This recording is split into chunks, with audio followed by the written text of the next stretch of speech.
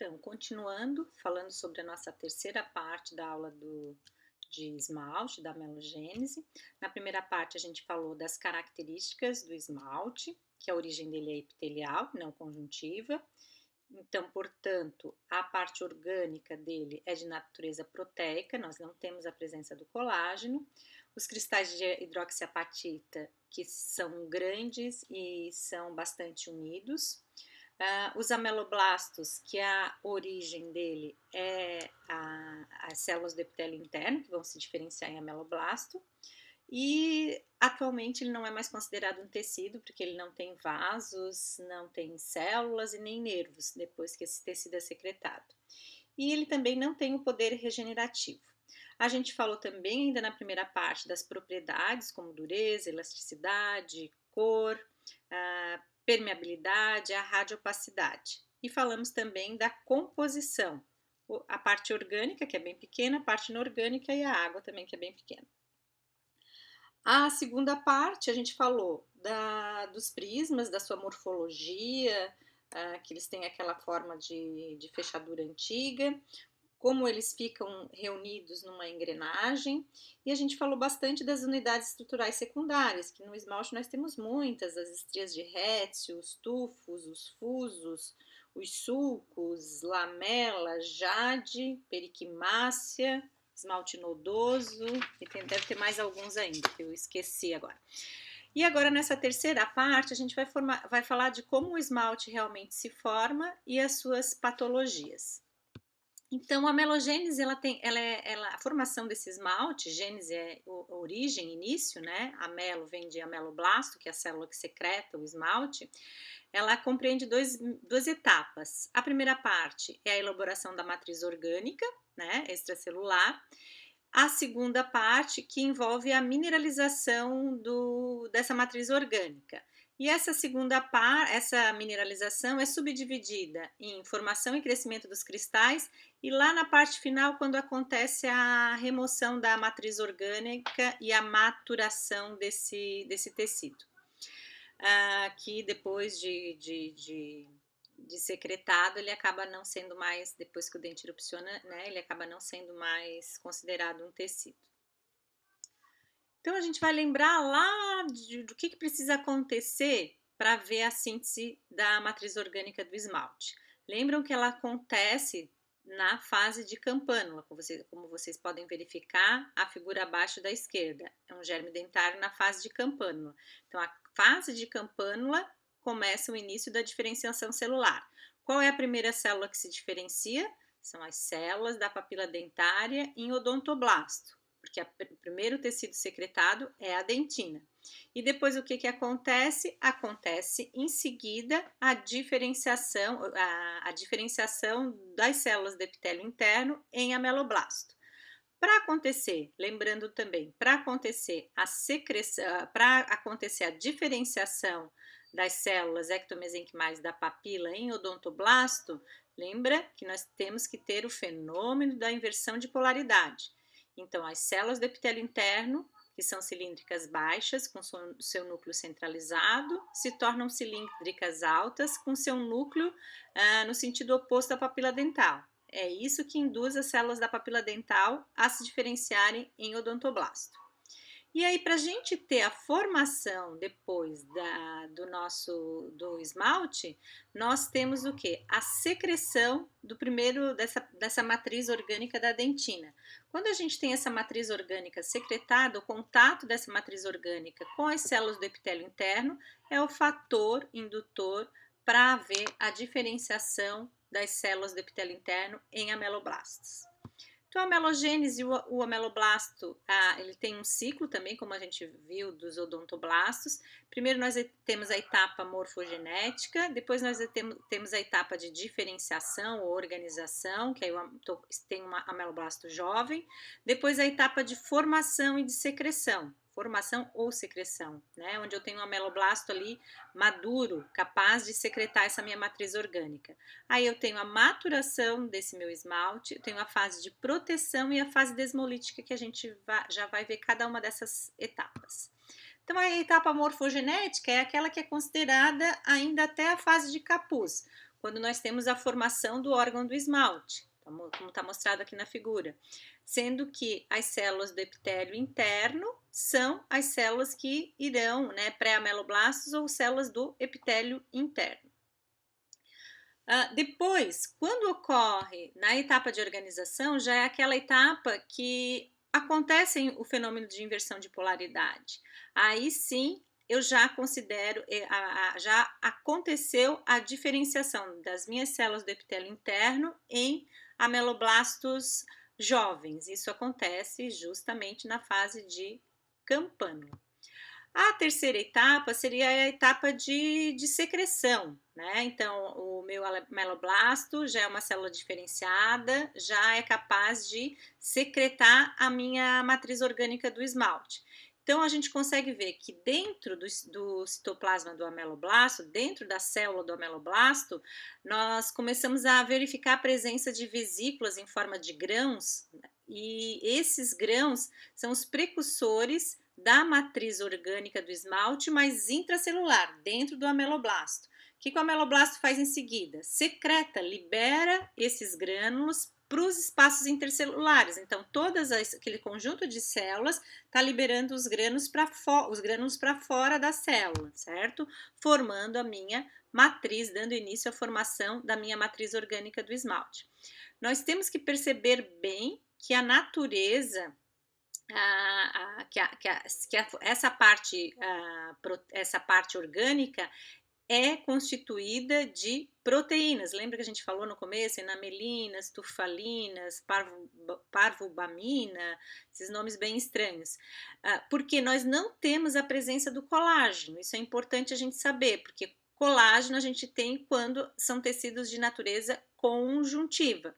O esmalte é o único tecido de natureza epitelial, então a parte orgânica dela é formado de proteínas. Então, essa parte de formação do esmalte, ele começa essa deposição dessa matriz orgânica e logo em seguida já nós temos 15% dessa matriz recém-secretada, já mineralizada. Então, já temos o começo da deposição dos cristais de hidroxiapatita, que são depositados diretamente sobre aquela dentina do manto. Lembra? A dentina do manto é a primeira dentina a ser secretada.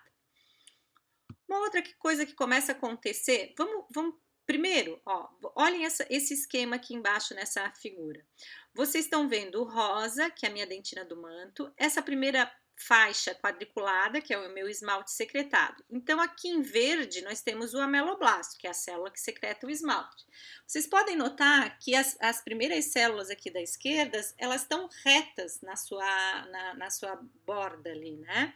Então, isso faz com que os cristais, a formação dos cristais de hidroxiapatita seja de formação de um esmalte aprismático, isso é, um esmalte que não configura os prismas, não tem a formação dos prismas, certo? Lembra que eu mostrei no começo lá da aula, o esmalte aprismático em MEV, ele é bem lisinho, enquanto que o esmalte prismático forma aquele conjunto de prismas densamente reunidos. Então, para haver a formação dos prismas do esmalte, o que acontece com o ameloblasto? Ele encolhe e forma essa projeção cônica que eu coloquei e acentuei ali em vermelho para vocês. E essa projeção é chamada de processo de Thomes. E é esse processo de Thomes que vai fazer com que os cristais sejam depositados na forma de prisma de esmalte, tá? Então, essa fase eu já tenho o quê? Essa fase que vocês estão vendo agora, esse meu germe dentário, eu já estou numa fase de coroa. Por que de coroa? Porque eu já tenho aqui, tanto dentina como esmalte secretado. Então, eu já tenho tecidos duros ali. Uma coisa que acontece, eu circulei em amarelinho para vocês verem o epitélio externo, tá? Então, o epitélio externo, nessa fase de coroa, ele começa a se aproximar muito do extrato intermediário, tá? Então, a gente acaba ficando com pouco, principalmente na ponta ali, na parte superior do meu germe dentário, eu quase não tenho retículo estrelado, e nas laterais, esse retículo estrelado ele ficou bastante estreito, tá? Então, eu tenho uma aproximação do meu epitélio externo com o extrato intermediário. Eu vou pegar agora um grande aumento dessa região superior e mostrar para vocês. Então, aqui, onde vocês estão vendo o odontoblasto, a papila, bem abaixo, mais à esquerda. Depois eu já tenho o meu ameloblasto, que já está secretando ali esmalte. Em cima eu tenho aquelas duas camadas de células pavimentosas, que é o meu extrato intermediário. Depois eu tenho o meu retículo estrelado e o meu epitélio externo, para depois ter o meu saco dentário. Então, enquanto eu não tenho tecido mineralizado secretado, a nutrição dos meus ameloblastos vem através dos vasos da papila dentária. A partir do momento que eu tenho a secreção e a deposição de dentina e esmalte, que já começam em seguida a ser mineralizados, aí como eu tenho uma barreira de tecido duro, os vasos da papila não conseguem mais nutrir esses ameloblastos. Então o epitélio externo, ele começa meio que formar dobras para permitir que os vasos do saco dentário penetrem dentro ali do retículo estrelado, né? Penetrem para o retículo estrelado e façam a nutrição desses meus ameloblastos. Então, com o avançar dessa fase de secreção, o extrato intermediário, o retículo estrelado, o epitélio externo, eles completam seu colapso, né? Eles se unem formando 2 a 3 camadas de células pavimentosas, tá? E a formação do esmalte continua tendo um padrão de deposição. O que acontece também lá, pode acontecer, não significa, lembra que a gente falou que nos dentes permanentes a gente pode ter 70% mais ou menos de esmalte aprismático. Nos dentes descidos a gente falou que a gente tem sempre na camada mais interna, ali como eu mostrei, mais próximo da dentina, e depois na camada mais superficial. No dente permanente isso acontece em cerca de 70% dos dentes. Então, lembra que o que acontece? Quando no começo está sendo lá aquele esmalte que está sendo secretado sobre a dentina, a primeira camada é formada de esmalte aprismático. Depois acontece a formação do processo de Thomes, que é ele o responsável pela formação, a deposição dos cristais de hidroxiapatita em forma de prisma. E lá no final, na sua camada externa, esse processo de Thomes também evolui. Tá? Ele diminui aquela sua projeção, voltando a ter, podendo ter nos dentes descidos, sim, em todos, e nos dentes permanentes, em cerca de 70% deles, formação de esmalte aprismático. Então, se nós tivermos esmalte aprismático no dente permanente, vai ser ou perto, no dente descidos, todos, próximo à dentina, na camada mais interna e na camada mais superficial do esmalte. E nos dentes permanentes, cerca de 70% também nesses dois locais. A próxima etapa, nós teríamos a etapa de maturação, né? Onde a gente começa a ter a remoção de água e da parte orgânica. Então, é onde a gente tem um bobeamento de íons cálcio e fosfato, onde nós temos o crescimento dos nossos cristais de hidroxiapatita. A próxima fase, que é a fase de maturação, ó, se vocês olharem aqui, ó, lá embaixo, em azul bem forte, a dentina, em azul clarinho, o esmalte recém-formado, depois em rosa, o meu esmalte mais jovem. Então, essa maturação vai acontecendo, lógico, de dentro para fora. Ali depois eu tenho aquela minha célula cilíndrica longa, que é o meu ameloblasto. Eu tenho ainda a fase de proteção, que acontece a regressão, ou alguns ameloblastos também podem morrer por apoptose. Então, os ameloblastos, eles já estão com o esmalte totalmente formado, então eles ou se unem ao extrato intermediário, ao retículo estrelado e ao epitélio externo, formando o epitélio reduzido de esmalte, e alguns ameloblastos vão acabar morrendo por apoptose. Então, essa é considerada a fase de proteção, porque forma aquele epitélio reduzido do esmalte, que é constituído pelo retículo estrelado, né, epitélio externo, extrato intermediário e parte dos ameloblastos. Nós temos, por último, a fase desmolítica. O que é essa fase? Então, se a gente olhar na figura aqui, a primeira figura superior à esquerda, nós temos já um dente começando a sua formação da raiz. Então, o esmalte está totalmente formado, nós não precisamos mais dos ameloblastos, nem do retículo estrelado, nem do epitélio externo, nem do epitélio interno. Eles se unem formando uma camada que se chama epitélio reduzido do esmalte, ou ali, como está no livro, epitélio dentário reduzido. Tá? tá? E esse epitélio dentário reduzido, ele é muito importante porque ele elabora enzimas que vão destruir aquele tecido conjuntivo que está entre o dente e o epitélio bucal.